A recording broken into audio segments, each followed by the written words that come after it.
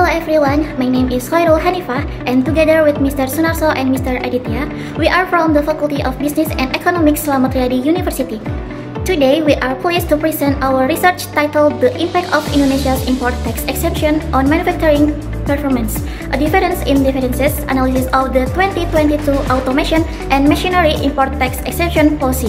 The study evaluates how Indonesia's 2022 fiscal facilitation policy, specifically the import duty exception for machinery and industrial automation, has influenced the performance of manufacturing firms listed on the Indonesia Stock Exchange. Section 1. Policy Background. Industrial automation play a vital role in driving productivity and competitiveness, especially in emerging economies like Indonesia.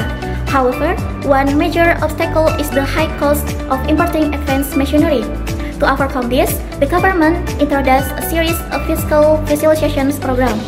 One of the most important is the new BTKI 2022 policy, effective from April 1st, 2022. It provides import duty exemption for key machinery categories under chapters 84 and 85, covering mechanical and electrical automation equipment.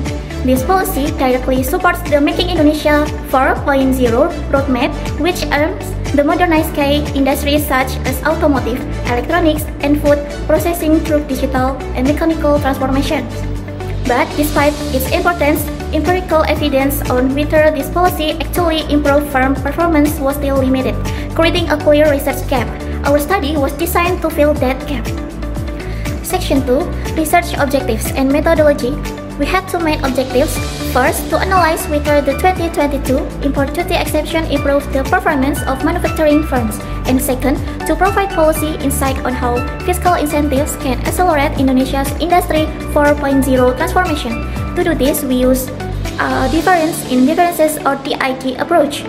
This is a quasi-experimental method allowed us to isolate the policy's causal effect by comparing two groups of firms. The first, treatment group, the second, control group. We compare these two groups before and after the policy. Covering the years 2019 to 2024, all data were collected from the annual reports of listed companies on the Indonesia Stock Exchange. Section 3. Key Performance Indicators. To evaluate performance, we analyze 6 key indicators. The first one, revenue per employee, as a measure of labor productivity.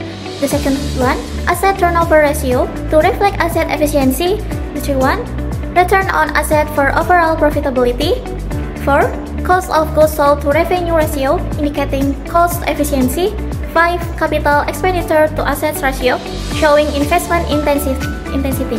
6. Addition to machinery, representing automation adoption. Our hypothesis was simple. Firms in automation-intensive sectors will experience greater improvements in productivity, efficiency, and profitability after the policy took effect. Section 4. Findings and Results. The results were very insightful. We found that the import duty exemption significantly increased capital investment among treated firms. The capex to assets ratio rose sharply by about 2.60% compared to just 0.4% in the control group. This result was highly significant statistically, confirming that the fiscal incentive successfully encouraged firms to modernize production lines. We also found a significant improvement in cost efficiency.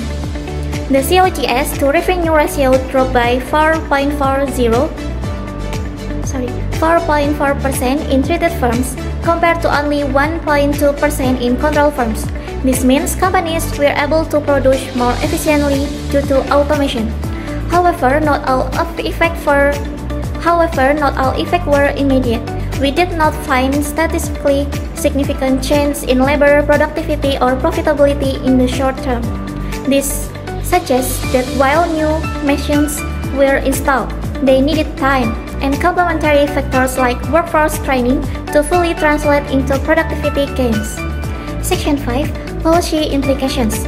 These findings carry several important policy implications. First, complementary measures are essential. Lowering import costs alone is not enough.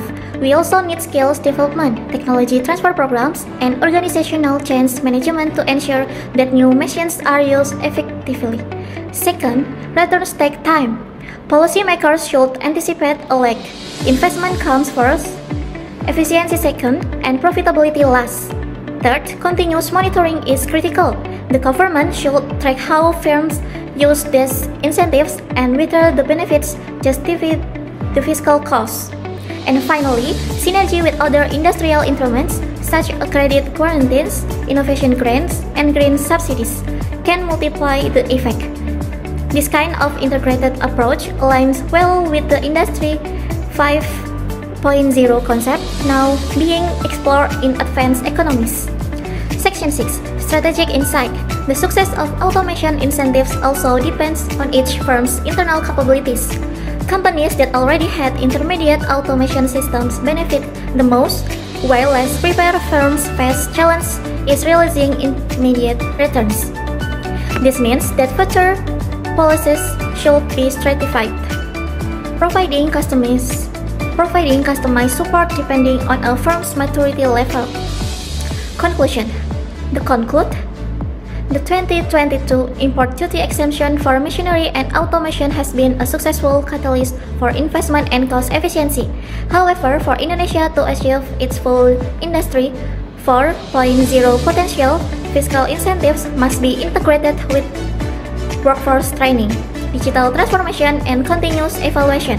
By doing so, Indonesia can strengthen its manufacturing base, attract sustainable investment, and position itself competitively in the global economy.